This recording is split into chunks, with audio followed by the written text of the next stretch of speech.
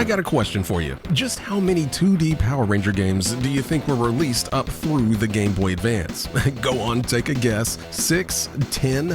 How about 17? 17 Power Ranger games across the Super Nintendo, Genesis, Game Boy, Game Boy Color, Game Gear, and the Game Boy Advance. That's a lot of power ranging. And today, we're going to review and rank every single one of them, because apparently I've completely lost my mind.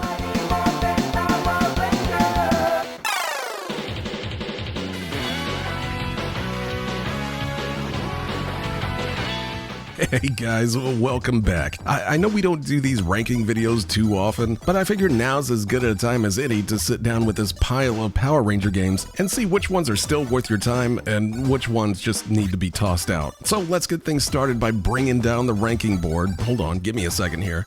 There we go. As you can see, we've got 6 rankings here. Starting at the top with more phenomenal, down to actually kind of fun, and then it's just okay, and below that is only if you're a fan, and then finally getting towards the bottom is back to Angel Grove with you, and last but not least is Alpha Pull the Plug for only the most horrendous of the bunch. So we've obviously got a lot of games to cover today. So let's just get this thing going and pray that I can make it to the other side and not go completely crazy. Up first is the one that I think a lot of kids remember from back then. This is the original Power Rangers on the Super Nintendo. And what you get here is pretty much just a beat 'em up, plain and simple. One of those single plane beat 'em ups too, where you can only walk left and right. It's a dead simple game that really ain't trying to do too much. Each character gets their basic punch combo, some jump attacks, and their individual weapons. But the bummer is just how empty the screen feels most of the time. You're looking at like 3 enemies max most of the game, and that can make even a decent beat 'em up feel kinda lonely. The game does pull a neat little trick where every stage starts you off as your regular non-morphed version of your Ranger with a weaker moveset. You've only got basically one attack and one combo. It's kind of a little boring on purpose because halfway through it's Morphin time, and suddenly you've got your Ranger's actual weapon, way better mobility, and a screen-clearing super move that calls in your Zord. The whole gimmick of starting as your non-Ranger form is honestly probably the most original idea in the entire game, even if the human mode does drag a little bit. The stage variety also helps a little bit too. There's some light platforming tossed in here and there, and even a water stage where the water level rises and falls on you. Nothing's really asking a ton of you, but it does at least keep things from going totally flat. But does it let you play as the Megazord? Well, yes it does, but you might not want to for very long. I was actually hyped for these sections going in, and they're not very good. It turns into like this fighting game with stiff, mushy controls, and mostly just mashing buttons and hoping that your power meter fills up first. For what's supposed to be the big finale of the game, this one's a total letdown. But as we'll soon see, it may not be the worst of these Megazord battles from all these other Power Rangers games. Overall, I had more fun with this one than I expected to. I beat the whole game in one sitting, which, I guess says something. It's not gonna blow anyone away, but if you just wanted a decent Power Rangers beat 'em up on the Super Nintendo, this one does do the job. My only real complaint with the game is that there's no 2-player co-op, and this is exactly the kind of game that really needs it. But I still think this one's actually kind of fun, even if it is really simple and the Megazord stages are kind of trash, but at least they're in here, and this one could have actually been higher if it just had co-op.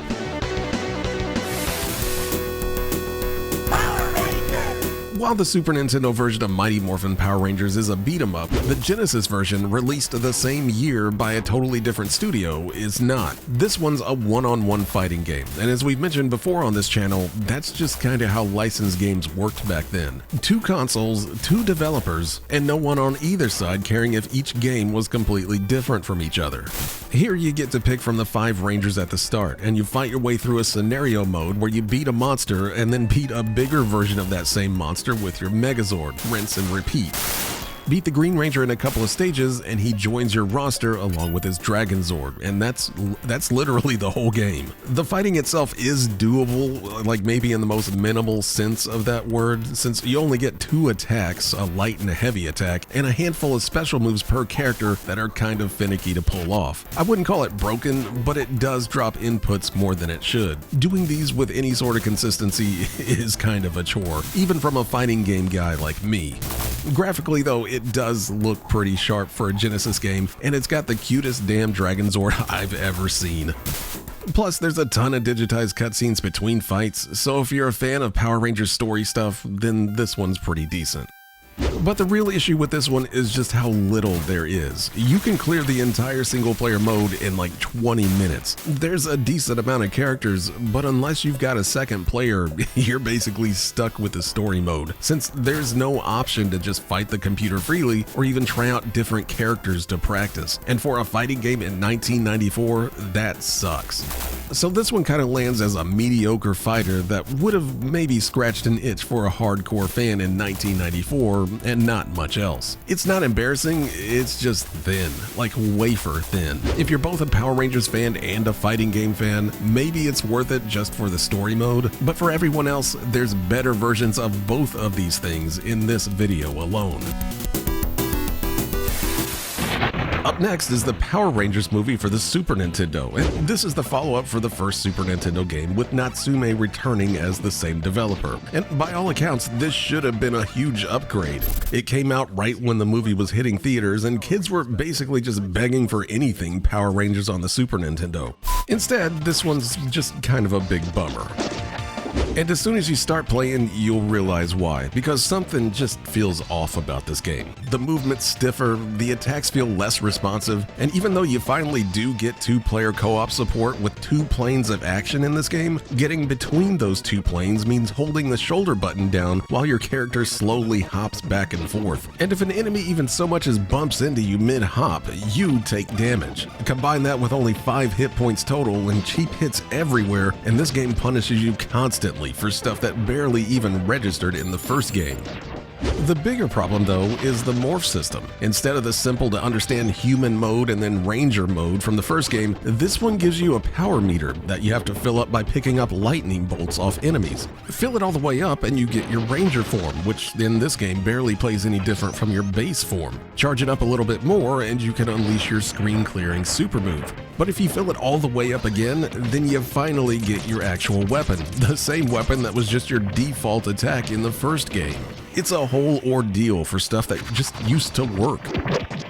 But by far the biggest crime this game commits is that there's no Megazord fight at all in a Power Rangers game. And that just feels like it should be against some sort of law. The movie tie-in also barely factors in either. There's no locations, there's not really any plot from the film, just the same characters. So to me, this is kind of just a big step down from the last game in just about every single way besides having co-op play. So if you're choosing between the two Super Nintendo beat-em-ups, just play the first one. I think I'm gonna toss this one back to Angel Grove, especially with it not even bothering to put in a Megazord battle. But how'd that Genesis version of the movie fare? Well, just like the first Genesis game, this one's from a completely different developer and a completely different game. Like the Super Nintendo version, this is a very simple beat-em-up, but at least this one's more like a standard beat-em-up instead of being on planes. There's also no non-ranger forms here either. Instead, you get to pick from all the rangers at the start of each level, and that's pretty much it. The catch is, though, that all 6 rangers are basically just palette swaps. They've all got the same moves and same basic everything, minus the Pink Ranger, since she gets a bow that doubles as a ranged weapon. And I think that's this game's biggest miss, because every kid wanted their favorite ranger to feel different. But here though, there's really no reason to pick one over the other, unless you just want to pick your favorite color.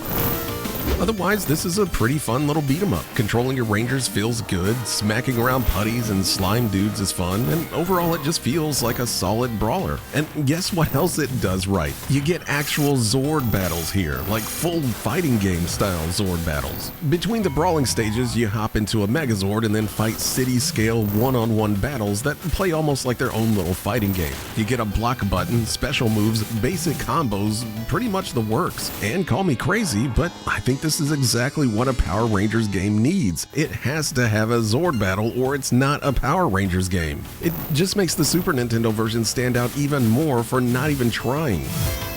One other thing that the game does that you wouldn't expect it to do is how it deals with the story, since only 3 of the 6 stages are from the movie. The other 3 are pulled from Season 2 TV episodes, so you're getting like this weird combo movie game / Season 2 highlight reel. And that's more content and variety than just a straight movie adaptation would have had, even if it does have a bad habit of just narrating the cool stuff instead of actually letting you play it. But it's not all good news. Enemy variety runs dry really fast in the regular stages, and playing solo kind of exposes just how identical all the Rangers are. Also, it's another super short game with just 6 levels. But if you got a friend around, I think this one holds up as a really solid Power Rangers game. And I think based on that, this one deserves a top spot. Even if it did need a bit more enemy variety and a few more stages, I don't see too many kids disappointed with this one back in the day.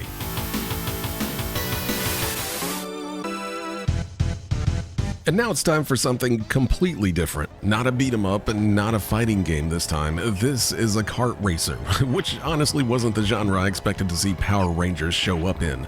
But each era of the show does kind of have its own theme, and Zeo did have some motorcycles in a certain episode of it, so I guess kart racer isn't the wildest leap. This is Power Rangers Zeo Battle Racers, and if you played Mario Kart, then Battle Racers is going to look really familiar. You pick from 8 racers and run through a set of Mario Kart style cups on mode 7 tracks. But where this one differs a little bit are the weapons. There's no item boxes or anywhere sitting around the track here. Every racer just gets 5 missiles at the start of a race, and once they're gone, that's it. You're racing on skill alone. Basic driving does feel fine enough, but the drifting is where it kind of falls apart. It seems to wildly exaggerate how much your kart slides depending on your entry speed. So you go from feeling in control to spinning out into a wall with almost 0 warning. And the track design doesn't do you any favors either, with obstacles that are either way too big or slow you down way too much, and they're all positioned right where you'd want to grab a boost. The real deal breaker though is the AI. The first few cups are almost too easy, and then the game just turns on you. Miss a single turbo start at the start of the race and you can get lapped before you even finish your first lap. There's basically 0 room for error in this game, especially once you're in the lead, and that kind of punishing difficulty on what's supposed to be a kid's kart racer, it's certainly a decision. There's also some 2-player stuff here, like a demolition derby, a point race, and a mode where you're just kind of going head-to-head with unlimited blasters, and all that does sound like a better time, but I couldn't test any of this solo, and the single player is just a complete chore, so I guess I'm not gonna play either. This one is probably my least favorite Power Rangers game so far. I mean, props for trying to do something different, but this one isn't even a good kart racer, let alone a good Power Rangers game. So this one's gonna go down here. When I was originally doing these reviews, this is the one that I was not looking forward to. We'd just seen how rough the Megazord fights were in the first Super Nintendo and Genesis game, and this one was nothing but that, a full fighting game built entirely around Zords and fighting monsters. But against all odds, this one's actually good, and I mean legit good. It's responsive, there's a real selection of actual special moves per characters, dash attacks, jumping smashes, heavy attacks that actually land with some genuine weight to them, almost like that Samurai Showdown feeling of knocking someone backward with a heavy slash. Is it deep? No, not remotely. But is it a totally competent little fighter? Yes, it is. Better than a lot of actual fighting games on 16-bit consoles at the time. Natsume was behind this one too, and the graphics are a massive step up from their earlier Power Rangers games. Big, chunky, well-animated characters that actually look like solid anime versions of their show counterparts. Like, where was this in those first 2 Super Nintendo games?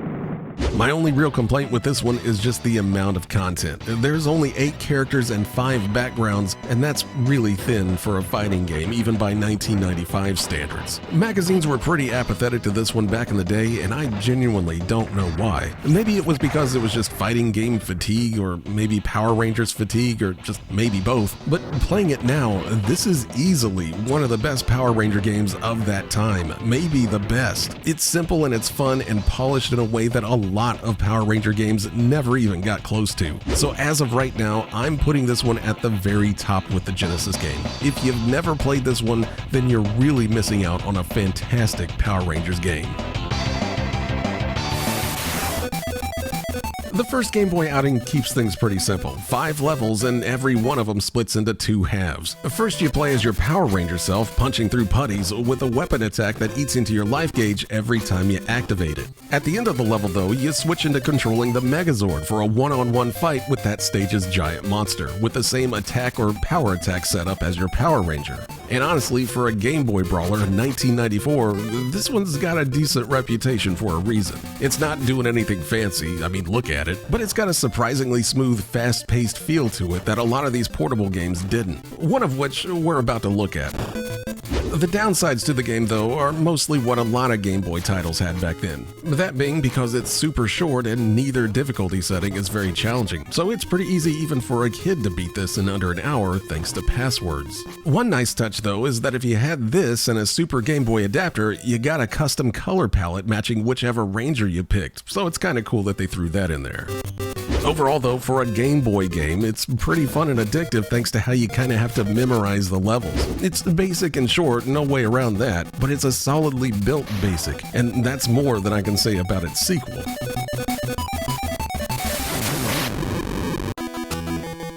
Next up is the Game Boy version of the movie, and despite the name, this one's only loosely tied to the actual movie. Ivan Ooze does show up on the stage select screen and as a boss, but that's pretty much the extent of it. This one's more like a 2D action platformer rather than the straightforward brawler that the previous game was, and it's really rough around the edges. Controls are sluggish and hit detection's spotty at best, and a lot of stuff just kinda repeats itself across multiple stages. Plus all 6 Rangers control identically no matter who you pick, and you don't even get different weapons here either. It does try to do the Super Nintendo movie game thing where you can turn into each character's Ranger form when you collect enough energy, but all that does is kind of make you just a little bit stronger. Overall though, it's just not very fun to get through a lot of these stages, one of which is basically just a bunch of platforming with spikes everywhere and a section where you're outrunning a giant drill while trying to punch through walls. All of this sucks. And of course, there's no Megazord appearance anywhere in this game, but with as bad as the rest of the game feels, that might be a good thing here. At least the music's pretty good, and it doesn't look bad for a Game Boy game. Plus, you get your own custom Super Game Boy border for this one, which is a nice touch, but compared to the first game, this one's definitely just rougher all around. And any Power Ranger game this average and still can't be bothered to have a Megazord battle is gonna get sent back to Angel Grove. Now this one's an actual surprise. The Game Gear version of Mighty Morphin Power Rangers takes the same one-on-one fighting game idea that the Genesis version tried and actually nails it. Every Ranger gets a real distinct moveset with different combos, different speeds, and 3 unique special moves each. The way the game plays out is that every stage is about the size of a fighting game stage, so enemies just kinda jump in from left and right and you've gotta deal with them, kinda like a little arena battle. You usually just fight a wave of putties as a warm-up and then a real one-on-one against that stage's boss, and then a Megazord battle. This also just kind of feels like a Power Rangers game through and through. The story's quick and goofy, and the characters are all represented just like they are in the show. It basically gives you everything you'd want in one of these games without wasting your time with gimmicks or other stuff you don't care about. And the crazy thing is that you've got to keep telling yourself that this is a portable game from 1994. This is a Game Gear game. But it really doesn't matter though, because this may be the best damn Power Rangers game made back then. And there's only one spot where I'd put this one.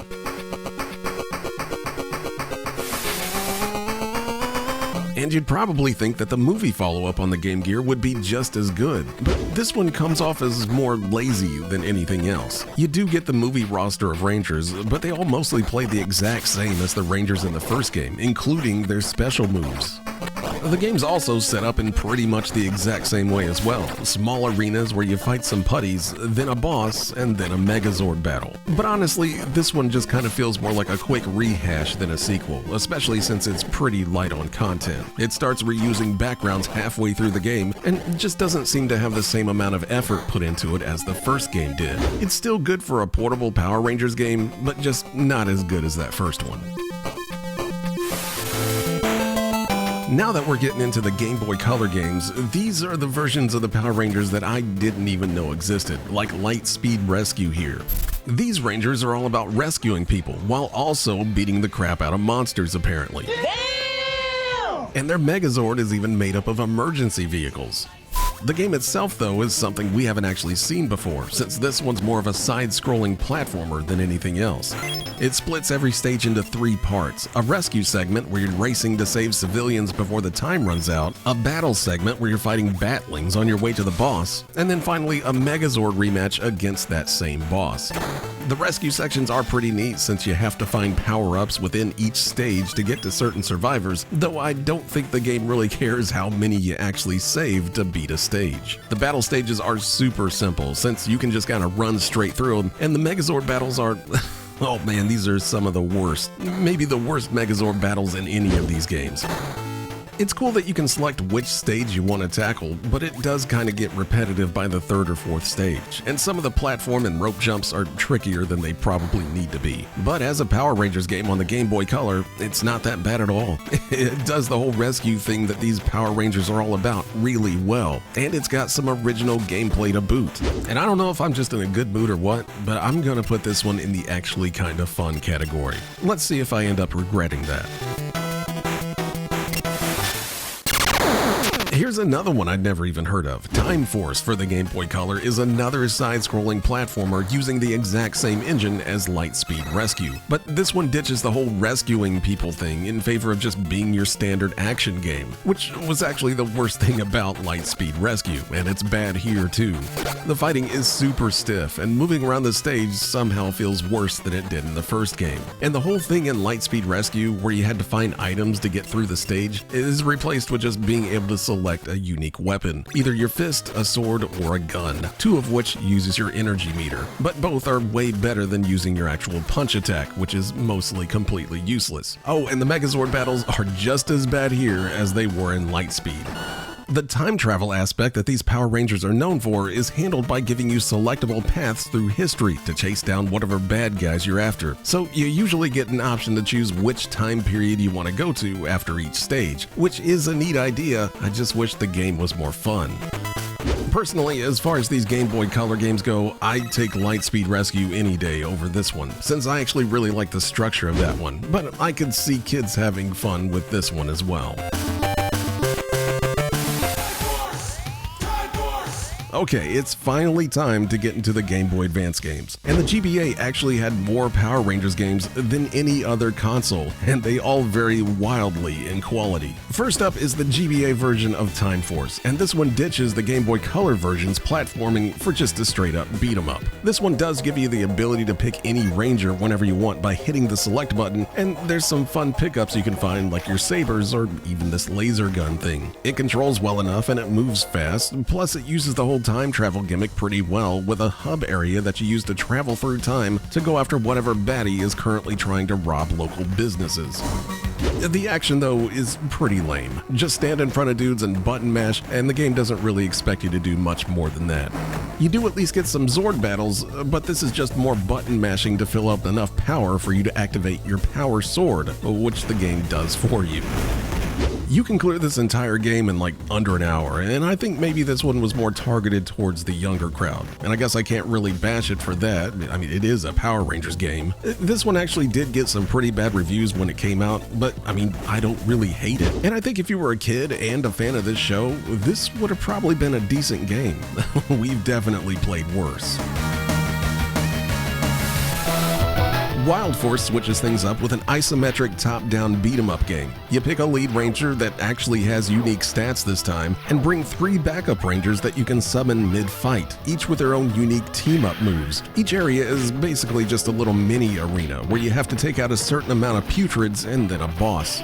There's multiple ways through each stage, but for the most part, you just need to slap a few enemies around to move on. The Megazord fights are your standard button mashers that we've seen time and time again, except this one actually introduces quick time events with a bunch of different combinations that you can unlock. At first, I didn't like this one at all. The angle's really weird and the fighting feels mushy, and plus it locks on to targets whenever you start fighting, almost like you're on autopilot as soon as you attack. But using your Power Ranger buddies as special attacks is a lot of fun and also super overpowered. Plus, this game has probably the most hilarious run animation that I've seen in a minute. This is also one of the rare games that had a 4-player link cable mode, and that automatically gets this one placed solidly in the middle of the road since almost no GBA game used that damn cable back in the day. If it had just a little bit more combat depth, then this one would have easily went higher. As it is, it's mostly just average. Power Rangers Ninja Storm goes back to the tried and true side-scrolling beat-em-up action, and it's probably one of the better games on the GBA. But this game actually splits the 6 Rangers up into 3 separate groups. You can go solo with a Green Ranger, play as a duo with the fancy Red and Blue Ranger, or as a trio with the standard Red, Yellow, and Blue Rangers. If you're playing as multiple Rangers, then you can actually switch between each one with the select button, though most of them are pretty much the exact same. But each group does have their own unique special moves and sub-weapons. Probably the coolest thing about the game, though, is that each group takes their own unique paths through each level. So one group may be down on the city streets, while the others up on the rooftops. It's a neat touch that actually gives you a reason to play through the game as all 3 groups. The Megazord fights in this one look awesome and are super cinematic, but they're basically just quick-time events. Though after playing the Megazord battles on the Game Boy Color, I'm not complaining too much here. The gameplay is still really simple and repetitive as you'd expect, but the presentation and the structure of the game makes this one an easy to recommend on the Game Boy Advance. Plus, it's just a fun beat 'em up on its own.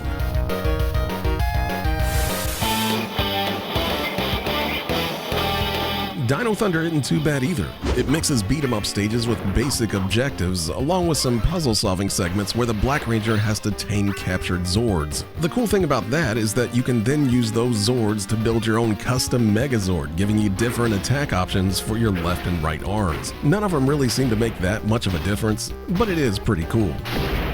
This one also gets some points for having more open stages that you actually have to explore to find your objectives, but there's not really much else to the gameplay. Enemies can be dispatched in just a couple of hits, and even though it is pretty cool that you get the customization options with the Megazord sections, they mostly just kind of devolve into button mashing again.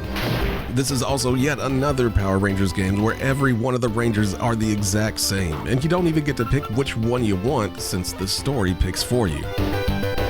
Overall, this is an okay GBA game that does seem to do the show justice, especially since there's like a ton of story in this game, with characters popping up all over the place. So this one's probably better left with those fans of the show, because beyond that, the rest of the game is just kinda bland. And finally, Power Rangers SPD closes out the Game Boy Advance lineup, and this one's another good one. The game plays out in episodes with this guy sending out a different ranger for each individual stage. All of the rangers have a unique ability, like being able to double jump, clone themselves, phase through walls, or just being able to knock down a whole ass door. Plus, there's racing stages, a shooting gallery level, and you're not going to believe this, but even the Megazord levels are pretty good this time. Unfortunately, it's one of the less interesting looking of the games, like the game's backgrounds are just kinda dull, but the core movement and the combat all feel tight. Though like all of these Power Rangers games, it does get tedious after a bit, but at least this one has a ton of variety to keep it from getting too stale. So SPD here is a really strong way to close out the series on the Game Boy Advance, and another one that I actually had some fun playing with.